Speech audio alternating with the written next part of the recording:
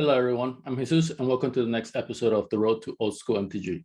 So in this video I have several things all related to Alice and just playing in general, specifically online playing.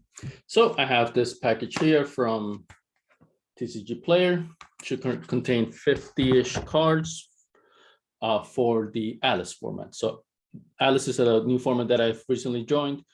It focuses on two sets, Ice Age and Alliances, but it's still quote unquote old school because it's literally the year after what's considered 92-94 old school format. This is 95, I believe, right? And this is Alliances is really when I fell in love with the game. So I wanted to try this new format, and so I have more cards to supplement my collection of Alice.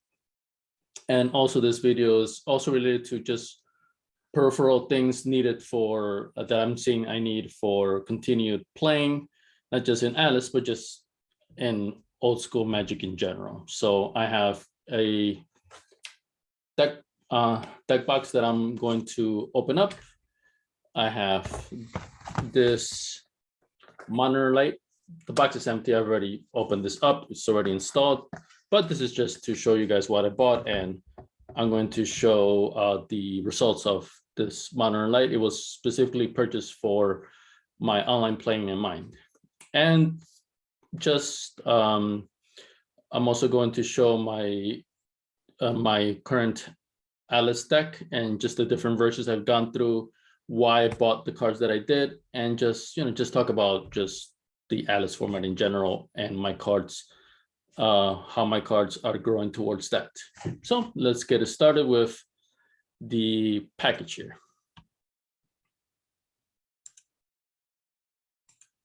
So first of all, right, so this camera right here, a lot of glare, which is one of the issues I hope to address with the new lighting system. But this is my Alice deck here. Here are 6 cards that I was using as proxies for some of the cards that I did buy, which should be here.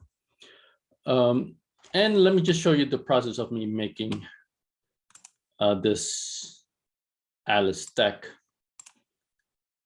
and also how I decided to get these 6 specific cards before I actually made the commitment to buy. So this is Cockatrice. This is a Magic program, but I think you can do other games as well.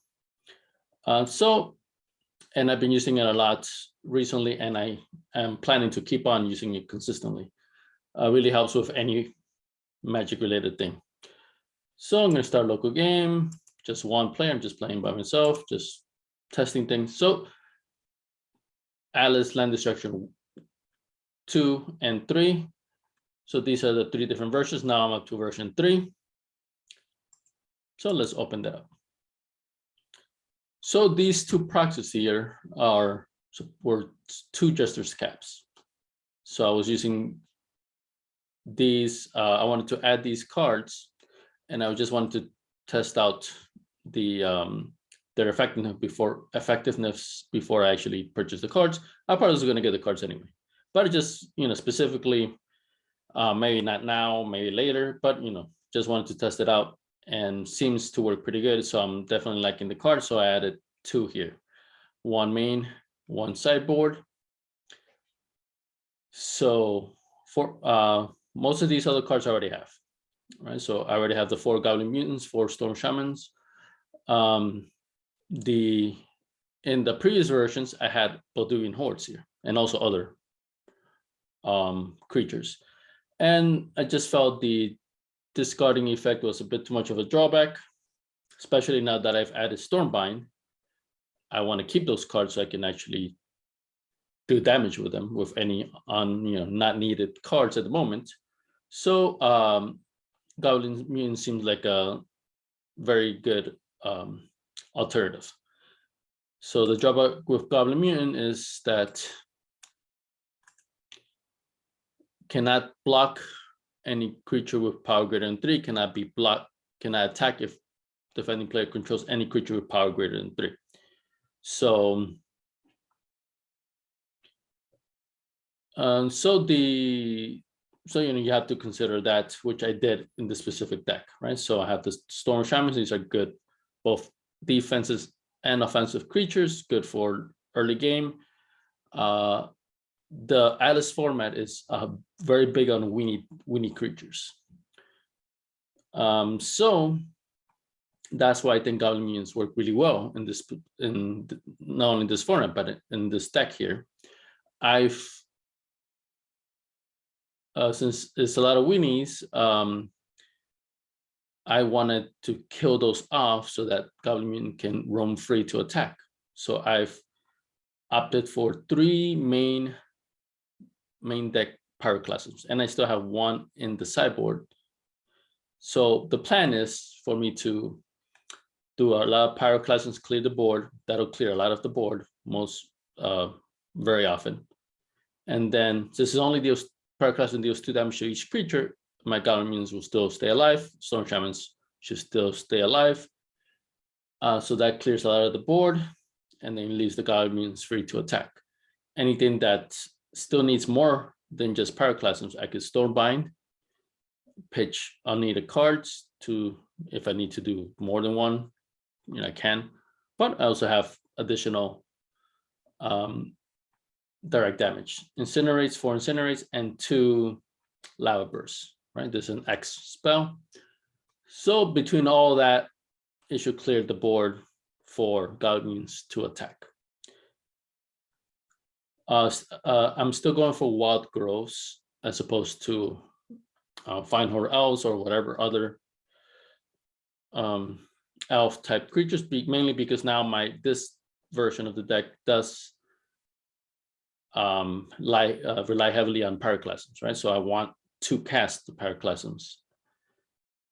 So any creature that would die to it, I don't want to have. So I've opted for Wild Growths instead. So for these other 4 proxies that I was using.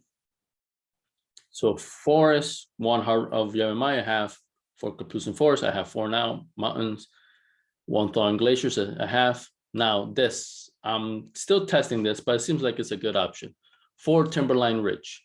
So these are the depletion lands, right? The counter lands. So they give red and green, but first of all, they don't give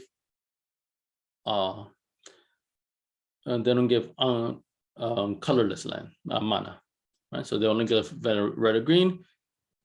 When it taps for one of those colors, it puts a depletion counter on it. So basically, that just means next turn it doesn't untap. So it's definitely a big drawback, bigger drawback, especially comparing to Capucin Forest. So before I have 4 of them, but it was just not, a lot of times I was still not drawing the right amount. And, with, there's just the land variation is not as big as it is in 1994 old school. So it's just so much I can do. So I've gone this route recently. For me, playtesting here in Cockatrice has been working out pretty well, right? So that drawback is not so bad, especially in relation that, I do get a decent amount of lands. I have 24 lands here, right? So I do get lands, but a lot of times it's not the 2 that I need, right? I have Pillage, and then I have 2 reds, right? I have maybe 1 red and 2 greens, right? So this drawback is not so bad, because usually on the next turn that doesn't untap, I'm still dropping a land anyway, right? So it's just for that specific turn, I needed a specific mana, and this just, it helps with that. At least I've been testing, right? So it's just an idea that so far seems to be working. Maybe I might not have all 4, maybe I might do less, but in general, I've been liking to have a play set of cards anyway. So those are the 6 proxies that you see here. Everything else, it's already in the deck, in my actual deck.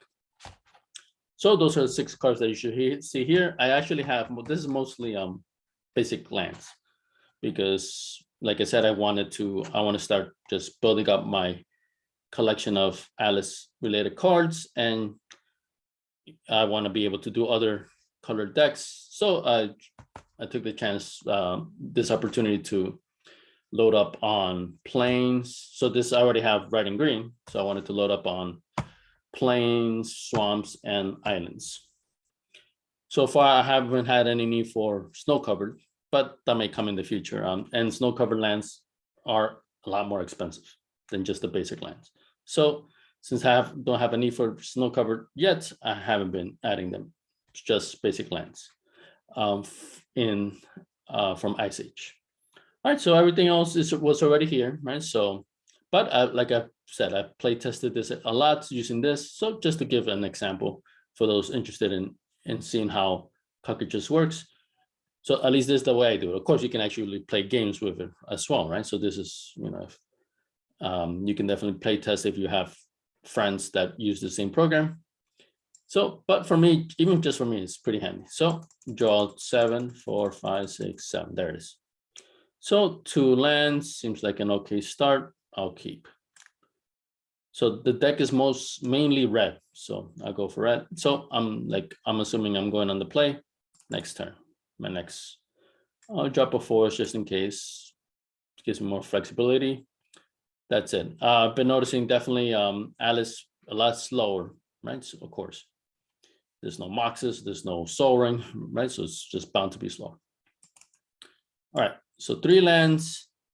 So depends on what the opponent has, but usually there's nothing way too big. Even if they did drop a creature, I'll probably just take the damage. I prefer to stone, right? This is a landkill deck. So next turn, this would be the 4th turn. There it is. Right. So if I had some green here, I could thermokarst, I could still have cast it, right? But I could cast things with just these 3. So then this is unaffected. So that's why I've been liking these. The drawback is usually not a big drawback. And the benefit is still a big benefit where I can get the specific mana, colored mana that I need for this deck. So 4th turn, let's say I pillage, right?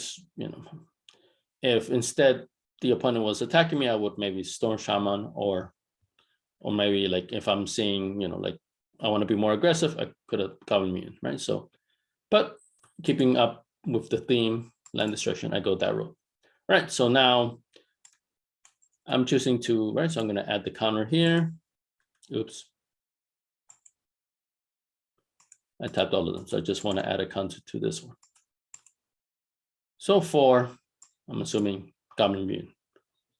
Next turn, untap. This one still stays tapped, but I remove the counter, draw.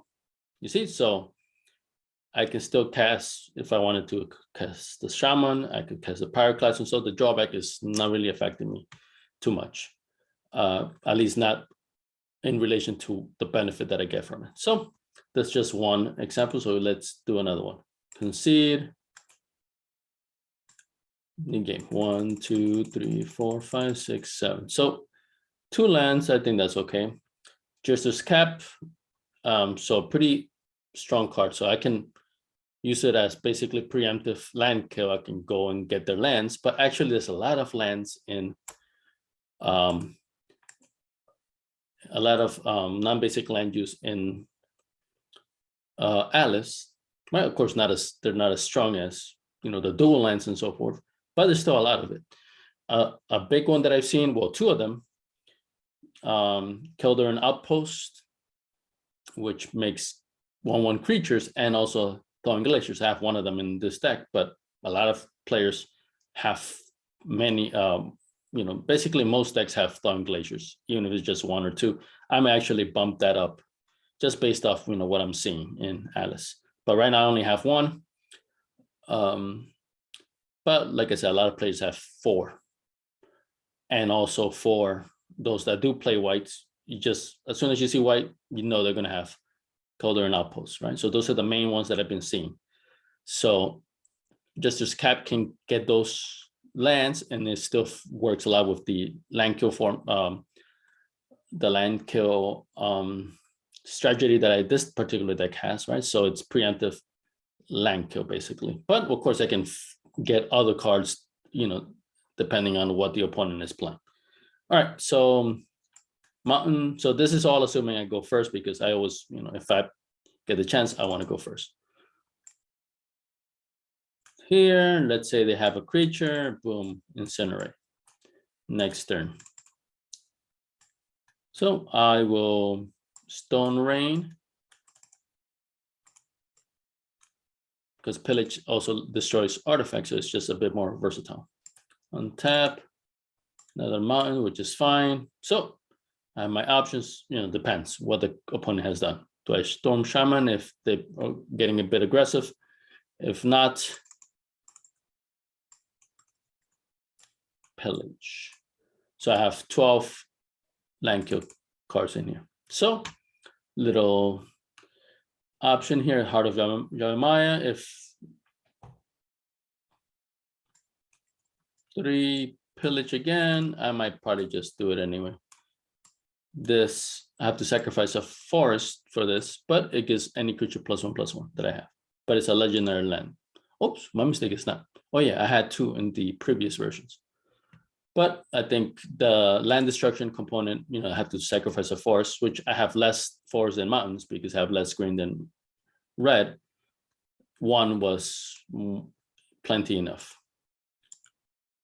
And if for some reason I don't see this as, I don't have forest that I want to waste on, I could just Stormbind it. Chuck it to Stormbind. So there we go. So now I have enough green for me to cast whatever I want in this deck, basically. So let's say I'm doing Jester's Cap next turn.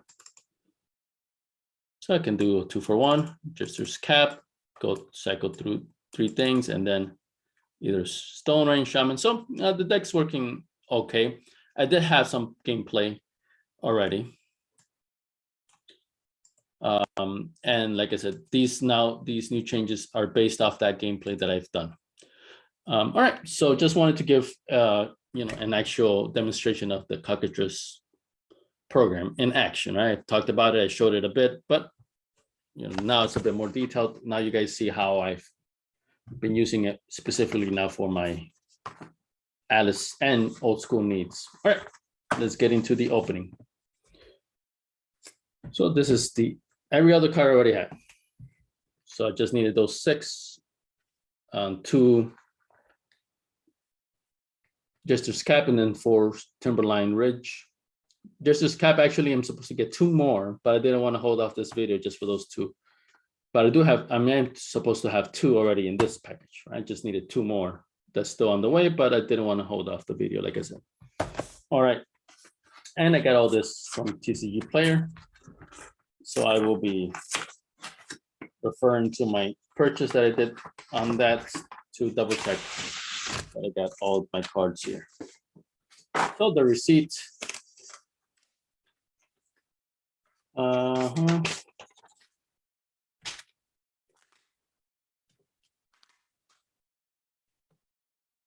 I said it's been mainly this is lands here, so it's not a very interesting purchase or an order here, but nonetheless it's needed.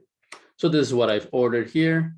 So 53 cards total, mainly for Alice, a couple of for my 92-94 old school. So for 3 Dark Dimensions, I had 1 in my personal collection before. Of course, at 12 cents, I could buy an extra one, right? But I think it's cool that I'm using some of my actual cards way back when I was a teenager. So whenever I see it, I only get the ones that are needed to finish off the playset. So that means if I only order 3 Dark Banishings, that means I have 1 for my own collection. Probably have more than that, but 1 that's good enough condition I wanted to use. So now, like I mentioned, lands. 12 lands. I've been basically getting 12 lands of all I already have 12 forests and mountains that I got for this deck. So now I got in 12 of the other 3 lands. There's 3 different versions, art versions for each of the lands. So I got informed from each. And everything mainly is near mint, except here 2 Jets of Scab, lightly played. I couldn't find any near mint that I, just was gonna make more orders and such, and it's not worth the hassle. Light plate is fine for me. All right, so 4 Mind Warp, 12 planes, 12 swamps. So nobody had 4 of this specific arts, so I had to get 2 and 2 from 2 individual sellers. For the rack, that's for my 92, 94 old school. I'm thinking about doing some kind of a black related deck, and the rack is a important component to certain decks, so I wanted to have it in my disposal. And then 4 Timberline Ridges, and then 2 more Justice Caps on the way, right? So I didn't want to hold off on this video for those. All right, so that's what I have. I will refer to this list as I inspect these cards here.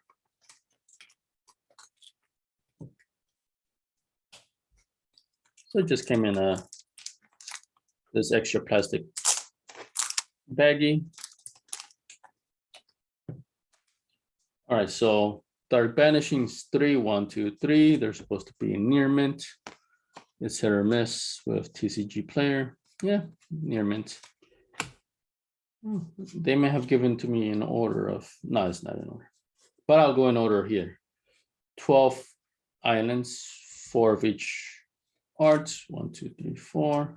1, 2, 3, 4. All right, and then near mints, I guess. The lands, I'm not gonna cry if they're not near mint. Oh, for none of these. All of these are cheap cards. So, like I said, oh, definitely not near mint. Alice is a great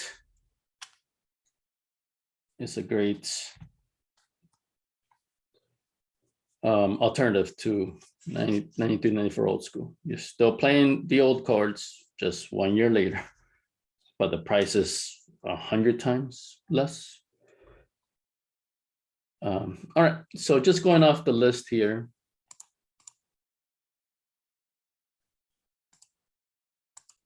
So I got the Dark Banishings 3, 4. So I'm gonna do now 2 Jets of Scab, 4 Mind Warps, and then the 12 planes. So 2 Jets of Scab, light played. So these are, yeah, this one's light played, this one's near mint, at least in comparison to those. So yeah, pretty happy with these. So these are the 2 that I need actually for the deck here. So that's perfectly fine there, right there. All right, so then now 4 Mind Warps. There they are, 1, 2, 3, 4. This one is a scuff in it. All right, I'm gonna cry over, like I said. And then now 12 planes, 4 of each art. 1, 2, 3, 4, 4. 1, 2, 3, 4. I'm checking the condition just, to be thorough. Definitely not. One of them was not near mint here. Guess these are all near mint. It's definitely 3 out of 4 not near mint. Like light played. This is probably played condition. Both of these played. There's scuff, very noticeable scuff marks. All right, not a big deal, especially it's on the back. All right, so, but that's what you're signing up for when you order from TCG Player. All right, so now 12 swamps. So here I can finish 12 swamps for the rack, and then 4 Timberline Ridge. So 12 swamps, 4 of each art. Yep, and then the 4 of the other one. So let me check the swamps.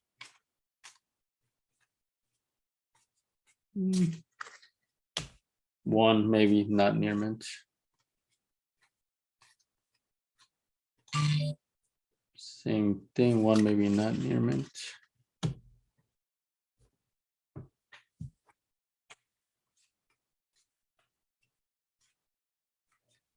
Guess all 4 near mint here. All right. So now, let's see, the rack, Timberline Ridge, I got them at light played. So the rack here, 2, 3, 4, or from revise, yeah, near mint. So that's fine. So this is the only one that's not Alice related. So I'm gonna put it on the side. That goes in my 92, 94 old school collection. 4 light played Timberline Ridges. Yeah, so this one says, so it's a black ink mark. I don't know if, yeah, this already qualifies as damage, I would think. You see ink, it's not light played. The card is, actually the card is near mint.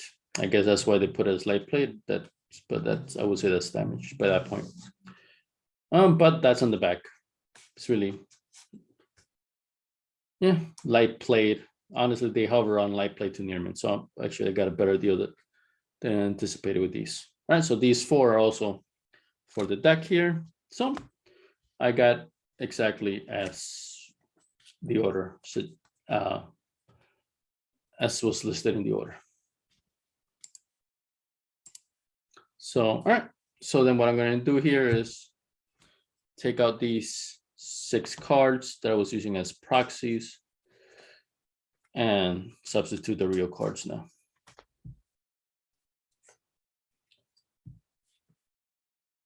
So all my cards have this, well, these 2 sets of card protection.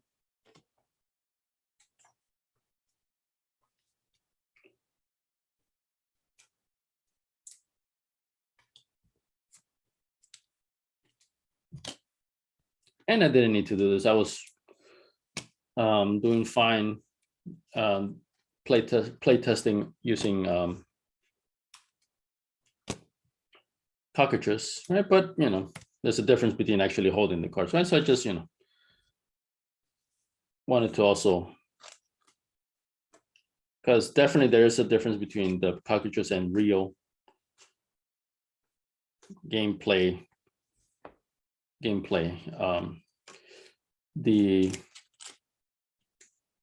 When you really shuffle things, you know, things clump up. You know, it's just,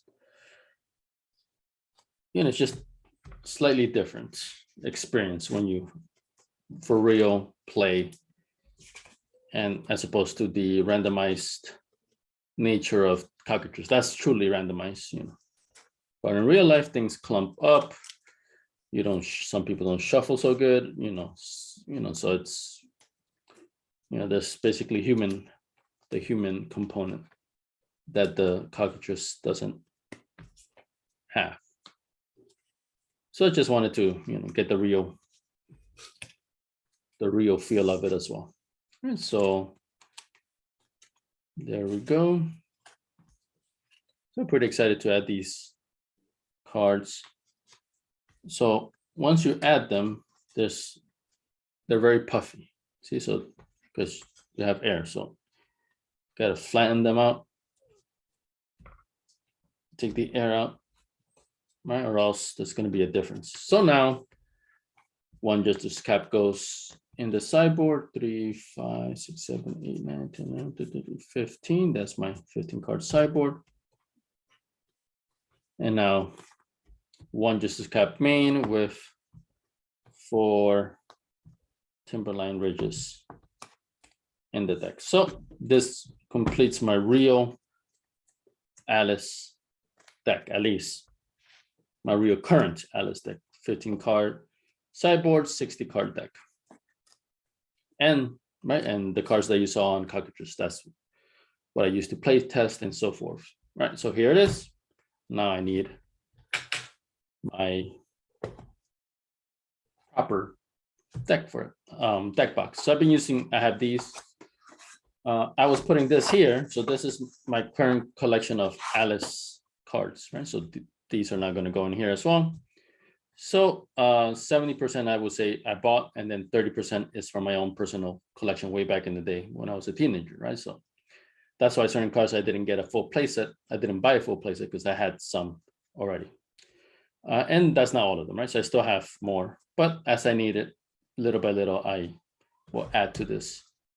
But now I have lands here, so swamps. Basically, I'm having 12 of each of the lands, but I might have to do more in case I want to do a mono colored deck of any of these. You need more than just 12, but for now it's fine. So I already had some mountains and forests from this deck. Now I'm just adding the rest. So I like to group it as in mountain, forest, plains, swamps, islands. That's not what it says in the back. Mountains, forests, plains, islands, swamps. Right, if you follow in that direction. But this is the way I always had it. So I'm used to it. All right, so just only a few cards, non-land cards. So now let me go to my black section. Already, some of these things I already bought, like I said. You see those bookworms already, I had them. So let's see, I have 1 dark banishing from my personal collection, now 3 to complete it. I had already soul burns with the whiz I bought. And then I go by mana cost. And now adding 4 mind warps. Right. So this keeps growing and growing. So now this definitely does not fit anywhere. So that's why I needed to have a proper deck box. Here we go. So but also didn't want to break the bank or anything.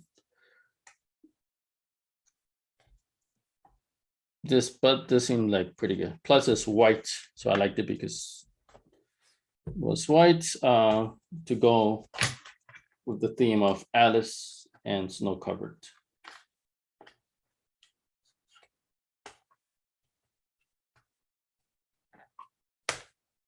Gamegenic, very well-known brand. So I have high hopes for this.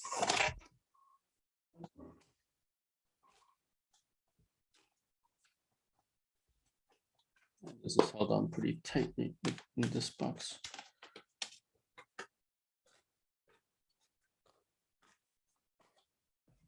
All right.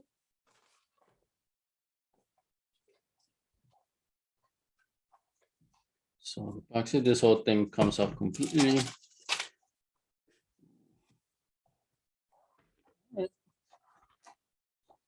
So it's supposed to hold 100 double sleeved card, up to 100, because Commander, the Commander format, from what I understand, is 100 card decks. For me, I just need a standard, 60 plus 15 card sideboard. I would have liked to be able to put this here. I don't think it fits. No, it does not fit. Too bad. Because I wanted to kind of also put tokens and so forth, because I knew I was going to have a little space. I can. So here I could definitely fit these dice that I use, and then whatever other dice, but probably just the square type. There's enough room to put those in there. So that's a benefit because I do use them. I just would have liked to be able to keep it in here, but that was asking too much. But even as this is, I'm pretty happy with it. Seems pretty sturdy. And just enough space where I can fit the actual dice that I do use in my old school games. Plus, it closes up that little gap, so the cards won't be shaking around. So, but there's not that much shaking to be done here anyway. Right. Here's the famous shake test. I'll do it with my Alice deck. So yeah. So I think this is a cool thing here. I have the keeping with the theme of Alice white. So now I know exactly where to go get my Alice deck. And like I said, like I'll do the same thing where I basically have, for the most part, just one deck at a time. Because what I'm doing is building a collection of cards. And the cards that I use, I'll sleeve up. I have extra sleeves, a lot of extra sleeves already, because I've been anticipating that. I haven't sleeved up anything else because I just have this one deck. But as I want to do other decks, I will, the cards that I don't need, let's say I don't do this anymore at all. I will put all these cards back in here, right? And then as needed, I'll get another box as my Alice collection expands. And these cards will stay in the sleeves, and then I'll sleeve up the new cards that I need for whatever other deck I'm doing, right? Just like I've done for old school, right? So some cards stay with raw, no sleeves, but I still have them in case I want them, instead of, well, I did want them, that's why I have them. But I didn't necessarily need them at the moment, haven't used it for any particular deck, but I wanted to have them. Same thing here. The cards that I want to have will stay here unsleeved, but the ones that I have used will have the card sleeves on and will be ready to be picked out, put back in, picked out, and reused as needed. So happy with this and happy that I have something stable now. I'm actually gonna probably end up buying another one of this one for my old school in a different color. Because yeah, this is nice. And I do like that, once again, these are the actual tokens that the actual dice that I use. I have way more, right? So these are the ones I keep handy, but I could definitely fill in this gap over here with tokens. So I have the full 60 card deck, sideboard, and these for the tokens that I need. So basically everything that I need fits here for one deck. All right, so I have that. Happy with it. Probably get another one. Well, I do need one for. The reason why I don't have one yet for old school is because I wanted to do something special for that one. I'm looking at other deck boxes. So I'll see. If not, I'll just get one of these. It's definitely perfectly fine. All right. So then what other thing that I want to address? Well, I guess this is the last thing to address. So I bought this. It's already installed. So this is to give, once again, give more information for either those who have already started old school, whether it's 1994 old school or Alice or whatever other thing, or just online Magic playing in general. So I just wanted to show what I'm going to be using now with my setup now that I have this extra light monitor thing. So first of all, so this is the actual camera I use when I play. Right, so I have it on a stand so I can bring up the camera in or out, so whatever, right? So I can still play around a little bit with how much gets seen. So once I start playing, and let me take on my actual deck here, right? So it doesn't matter which deck, they're all sleeved, and they all will have this glare, right? So this card is totally not visible. So what I'm going to do here is so this is my setup. I put my deck here. Well, the sideboard I have totally off to the side, not on my game mat at all. So I'm just going to get a lot of cards here. I'm going to put 3 rows all the way, just so you can see where the glare would be present. So this basically is covering up the whole game mat right in the center. is a lot of glare. And of course, it depends on what you're doing in terms of lighting, right? So the way I have this set up, my desk is right above the light, and I don't envision it putting anywhere else. This is the best for what I need it for. So I have to work with that in mind, right? That's my situation. So what I have been doing previously, right? So this is not, it's just when I first started, it was like this with the overhead light on, the room light on.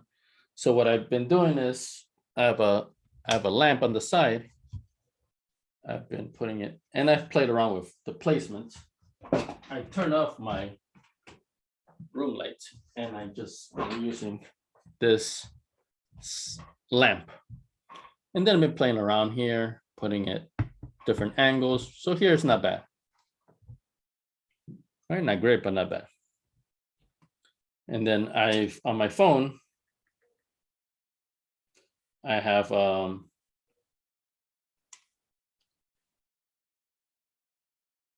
just a generic live counter app. And I have it here like this. So here it's actually not so bad. So now my opponent, this is how I keep my own life handy, up or down. The other side, it does have a side for the opponent. That I do update as well. But, the opponent is keeping track of their own life, right? That's just for me to also, as a backup, right? But the only one that's visible is my own life. So like this is, not the greatest, but it's serviceable, and it was definitely better than the other version. But now with this overhead light here, let's see. So now what I'm doing is, and like I said, I haven't played any games yet.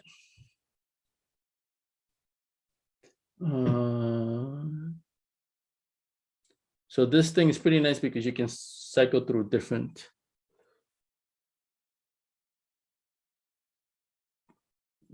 lighting. So here's this is the brightest.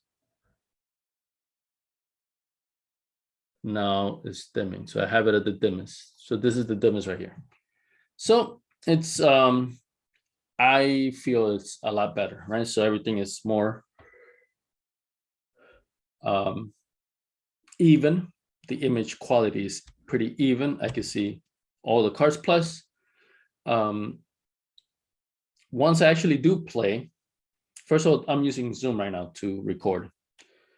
But basically, there's two programs, either for online Magic playing, either Whereby, which is basically like Zoom, but you don't have to download a program. It's all on a browser, or Tularia. But it's, that's different groups use Tularia. So it's not, I've been basically using Whereby.